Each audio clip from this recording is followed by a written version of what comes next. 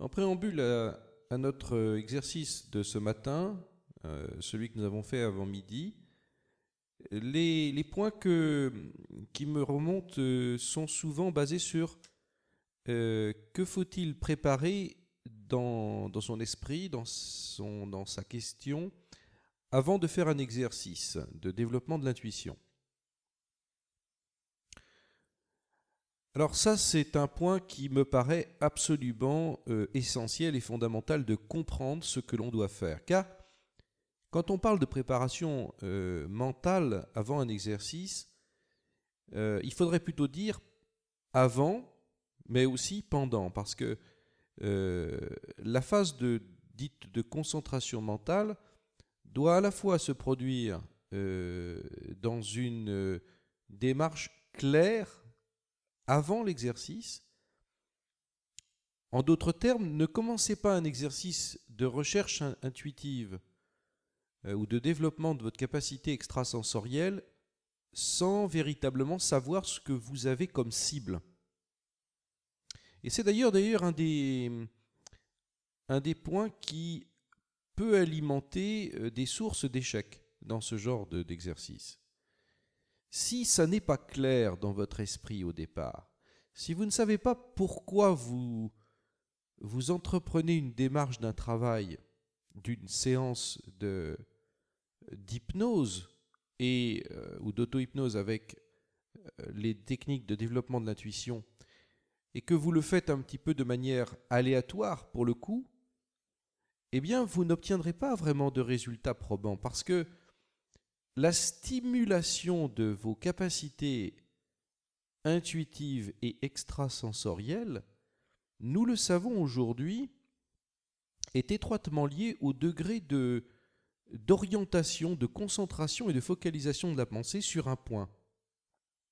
Ce qui veut dire que lorsque on a des sujets psy efficaces, des sujets psy qui ont des résultats réguliers, eh bien la particularité psychologique, si je peux m'exprimer ainsi, c'est qu'ils savent exactement là où ils vont. Ceci me rappelle les travaux et notamment d'Américains qui ont utilisé des sujets psy notamment pour dans la recherche notamment de cibles qui devaient être détectées par télépathie, par voie télépathique ou précognitive. Alors, on a un petit film que je vous montrerai tout à l'heure à la pause, où on voit...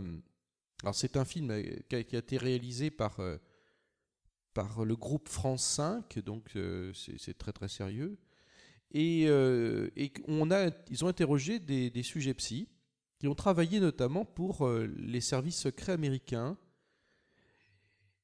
Et ces sujets envoyaient une partie de leur conscience visiter des zones militaires russes qui n'étaient absolument pas détectables avec notamment des satellites espions. Ces zones étaient dissimulées sous terre et dans des forêts, et donc même un satellite ne pouvait pas détecter, si vous voulez, cela. Alors ils ont eu l'idée de faire appel, parce qu'ils soupçonnaient qu'il y avait des zones militaires ultra secrètes qui développaient des projets. Et pendant la guerre froide, eh bien, on a employé des sujets psy. Alors dans le film que vous verrez tout à l'heure, ce sujet psy parle à visage découvert, où il exprime en fait comment il s'y prenait. Et il a ainsi découvert notamment que l'ex-Union soviétique de l'époque, et ce n'était pas si vieux que ça, parce que c'était dans les années 80, eh bien, avait une base secrète dans le nord de la Russie, dans une forêt, et il l'avait découvert en faisant des dessins qui étaient très précis. En tout cas, on voyait clairement dans ces dessins, vous le verrez, qu'il y avait un sous-marin qui était fabriqué, un des plus gros sous-marins du monde, d'attaque militaire nucléaire. Et ce sous-marin a été finalement... Enfin, la construction de cette zone de sous-marin, cette usine qui fabriquait ça, dans cette base ultra secrète russe, eh bien, les Américains ont réussi à la détecter grâce à ce sujet psy. Et quand on lui a interrogé sur la façon dont s'y prenait, eh bien, il avait très peu d'éléments, c'est évident, mais on lui disait, voilà, il y a eu, dans ce périmètre, dans cette zone, dans ce lieu, il faudrait que vous envoyiez votre conscience.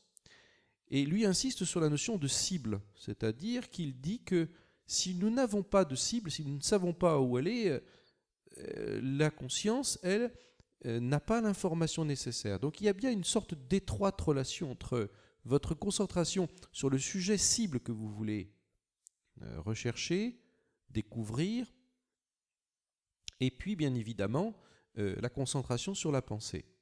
Ne faites pas donc vos séances sans avoir véritablement de cible.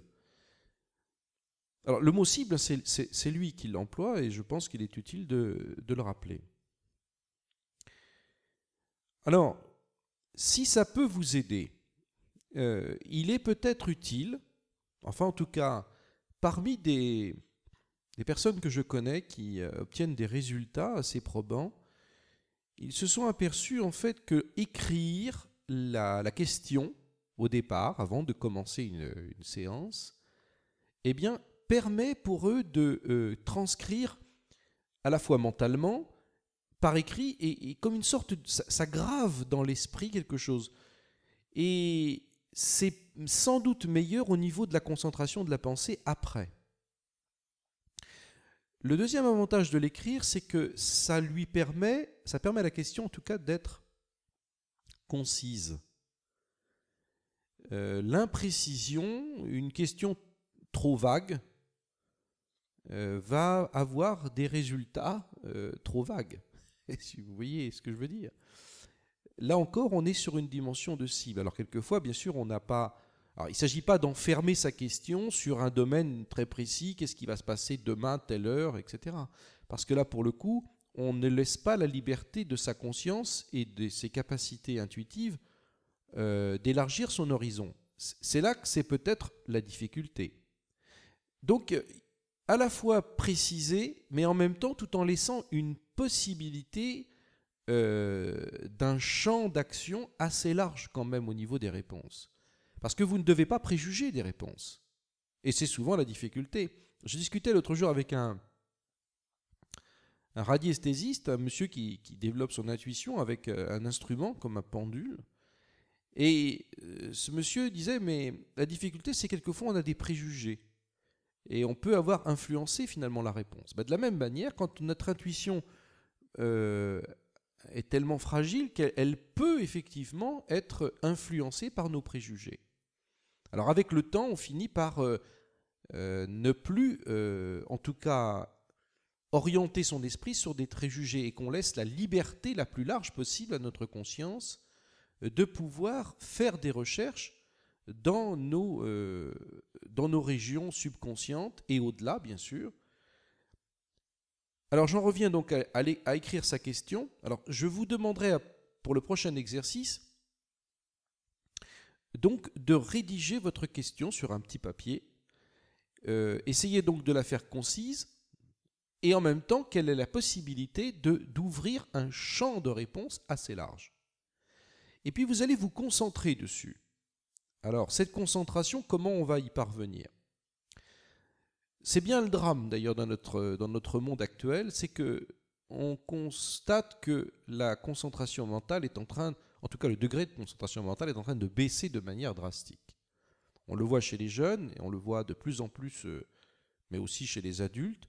C'est-à-dire que dès qu'on arrive à 5, 6, 7, 10 secondes, et hop, les pensées n'arrivent même plus à être maintenues. Alors c'est dramatique parce que nos capacités psychiques, alors on parle d'extrasensoriel, d'intuition, mais il n'y a pas que cela. Hein.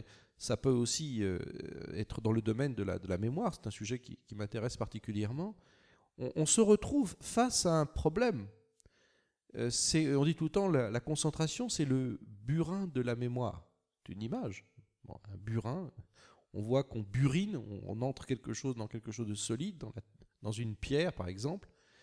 Eh bien, c'est une image qui est tout à fait exacte, c'est-à-dire que la concentration permet justement au cerveau, enfin en tout cas aux zones du cerveau, de pouvoir imprimer de manière quasi indélébile une information dans nos cellules cérébrales. Et quand on a une concentration extrêmement fragile, comme c'est le cas pour beaucoup de gens aujourd'hui, alors il y a différentes causes, hein, eh bien on a du mal à fixer sa pensée. Quand je vous parlais tout à l'heure de cible, le sujet psy que nous allons voir dans le film à la pause est un monsieur qui a développé sa concentration. Car finalement, la concentration mentale, ce n'est pas quelque chose d'acquis, hein, ce n'est pas inné, on n'arrive pas à la naissance avec une concentration mentale, on la développe. Et on passe de 15 secondes à 20 secondes, à 30 secondes, et puis à 45 secondes, et parfois 1 minute 30, où on peut arriver à focaliser son esprit sur un point, et notamment là sur notre question que nous voulons éclaircir au niveau de nos facultés intuitives. Pour y parvenir, il y a plusieurs exercices de concentration mentale. Et vous pouvez faire ça n'importe où, n'importe quand. Dans un bus, on peut parfaitement apprendre à développer sa concentration mentale. Il suffit déjà d'observer un objet. Alors par exemple, devant vous, vous êtes dans un bus, vous êtes assis, vous attendez, plutôt que de bâiller aux corneilles, si vous voyez ce que je veux dire. Vous regardez par exemple, je ne sais pas moi, sur le siège avant, un petit morceau de tissu, bon. Et vous allez essayer de disséquer tout ce que peut représenter pour vous ce morceau de tissu. En vous disant, tiens, où est-ce qu'il a été fabriqué? Y a-t-il plusieurs couleurs dedans? Quelle est son épaisseur, son diamètre, sa texture? À quoi sert-il? Qu'est-ce que vous pourriez avoir aussi comme point d'attention? Parce que plus vous allez avoir des points d'attention, et notamment en vous questionnant, en vous auto-questionnant sur ce petit fil qui se trouve devant vous, eh bien ça va permettre d'éveiller, de stimuler la concentration. Dès que vous sentez que votre pensée vague sur un autre sujet, un autre domaine, eh bien immédiatement, vous reposez une question sur ce petit fil. Et vous verrez que c'est un moyen de maintenir la pensée, comme si vous lui mettiez des barrières en fait. Vous diriez, voilà, je balise, comme sur les routes il y a des balises, et ce qui vous évite à votre voiture ou à votre véhicule d'aller sur le bas-côté en face ou de partir dans le fossé, eh bien vous avez des balises. Eh bien ces balises, ce sont les questions. En vous auto-questionnant sur un point précis et en allant de plus en plus en profondeur, vous pouvez là baliser la pensée et l'orienter en concentration. Alors, moi ce que je vous conseille, c'est avant de poser votre question, pendant, on va dire 3 minutes. 3 minutes, c'est déjà un moment très important. 3 minutes, c'est un timing qui peut aller très très loin. Alors moi, je vais jusqu'à 5 minutes avec entraînement. Je vais au départ concentrer ma pensée sur ce que je recherche. Alors j'ai un point, j'ai un élément pour lequel je n'ai pas trouvé de réflexion et de réponse. Et donc, je vais faire appel à des informations dites extrasensorielles parce que je ne peux pas avoir accès à ces informations autrement que par mon intuition. Eh bien, je vais baliser ça pendant 5 minutes ou 3 minutes si vous voulez. Alors, vous pouvez prendre votre montre et dire, voilà, pendant 3 minutes, je vais reconcentrer tout ça. Vous allez penser à toutes les données du problème. Quel est le problème? Quels sont les éléments que vous avez de ce problème? À quoi ça va vous servir d'avoir une réponse? Pourquoi vous avez besoin de cette réponse? Quelles sont éventuellement les connexions, les liens, les liaisons qui peuvent faire que ces points doivent être éclaircis? Donc en fait, vous allez fouiller dans votre conscience tout ce qui peut alimenter la réflexion sur le point que vous voulez découvrir. On le sent d'ailleurs, il y a une sorte de pulsation au niveau du front qui indique qu'il y a une sorte d'afflux de sang pendant ce moment et que la concentration est devenue optimale. Et puis, au bout de ces 3 minutes, vous allez donc condenser tout ça en une question la plus concise possible. Mais avec toujours l'idée qu'il y a des possibilités très larges de réponse. Donc ne ne figez pas votre question dans quelque chose qui demande une réponse à un oui ou un non, parce que vous risqueriez d'être surpris. Ensuite, l'étape suivante, et celle-ci, j'attire votre attention, elle est fondamentale. Le docteur Riesel indique dans ses travaux en parapsychologie, en développement intuitif, que pour arriver à ce que notre information extrasensorielle puisse émerger, parce que nous avons envoyé une sorte de sonde dans l'immensité de notre conscience, de notre subconscience, et même au-delà de la subconscience, dans le temps et l'espace, puisque les facultés extrasensorielles ont cette capacité de franchir les barrières du temps et de l'espace. Nous en avons déjà abordé ce sujet. Maintenant, pour qu'elles reviennent, ces informations, pour qu'elles puissent traverser les barrières de votre conscience, et il y en a beaucoup, les barrières de la conscience, ce sont notamment, par exemple, nos préjugés, mais aussi des pensées dites parasites. Ça peut être des pensées parasites, c'est vraiment des choses qui peuvent, par exemple, dire « Oh là là, tiens, ça me fait penser, j'ai pas payé mes impôts ce mois-ci. » Et hop, on a une pensée parasite qui vient troubler l'information extrasensorielle. Parce que les informations extrasensorielles ont cette particularité, c'est qu'elles sont fragiles. Elles sont éphémères. Elles sont fugaces. Fragiles, éphémères et fugaces. Ça ne nous laisse pas beaucoup de possibilités, vous me direz. Eh bien, c'est un peu comme un rêve, hein. Ça traverse, alors certains diront bon, j'ai un flash, etc. Maintenant, plus on y est attentif, et plus on va finalement les détecter facilement. Au départ, on n'est pas habitué à ce genre de réaction, d'impression de pensée fugace, fragile, éphémère. Mais avec un peu d'entraînement, vous allez voir que vous allez y être plus sensible. Vous allez pouvoir... Alors, ça ne va pas venir en un jour, ça ne va pas venir en quelques semaines, mais si vraiment vous êtes dans cet état d'attente et que vous savez observer, vous savez écouter, vous savez percevoir, eh bien vous saurez à un moment, je dirais, trier le bon grain de l'ivraie. Et les pensées vont pouvoir vous traverser. Et pour ça, on a un outil prodigieux.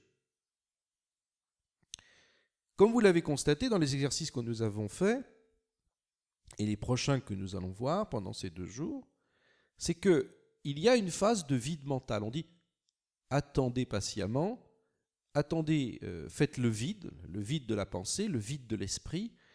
Et ce n'est pas par hasard, parce que même si on n'arrive pas à faire un total vide de l'esprit, c'est quasiment impossible. On m'a demandé tout à l'heure, mais est-ce que c'est vraiment, on peut arriver à faire un vide de l'esprit total? La réponse est non, et tant mieux, parce que ça voudrait dire qu'on arrivera à une mort cérébrale.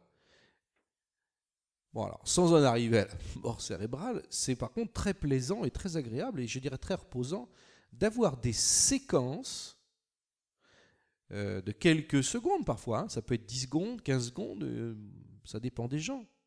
Mais là encore, l'entraînement fera que vous aurez des séquences de plus en plus grandes. Eh bien, ces séquences, elles vont être de ralentissement de l'activité mentale. La meilleure image qu'on peut avoir, c'est celle, par exemple, d'un train qui entre en gare. Le docteur Riesel dit souvent, la meilleure métaphore que je puisse vous employer, c'est celle-ci. Vous voyez un train qui entre en gare, mais le train ne s'arrête pas d'une grande vitesse, ça a un stop, un arrêt total. Il y a un moment, vous voyez les images, par exemple, de part et d'autre du train, vous voyez le paysage qui ralentit. Au départ, tout défile très vite, et puis progressivement, ça ralentit, puis ralentit de plus en plus, jusqu'à se stopper. Eh bien, l'activité mentale, c'est un peu la même chose.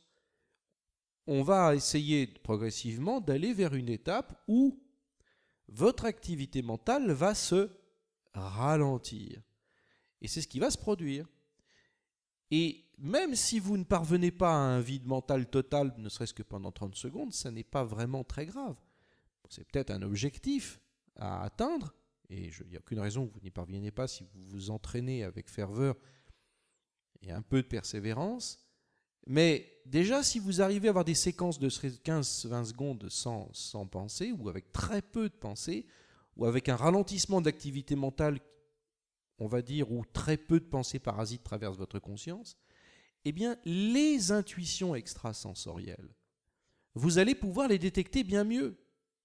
Parce qu'elles vont traverser votre conscience ainsi, sans être associées, mélangées par une sorte de soupe et de conglomérat de pensées qui font qu'au milieu de tous ces soucis, de ces tracas, ou des pensées, je dirais, des pensées quelconques, et que vous avez au milieu de tout ça une intuition, vous n'arriveriez pas à la détecter, parce que trop de pensée fait qu'elle est mélangée. Comme je vous dis, elles sont fugaces, fragiles et éphémères.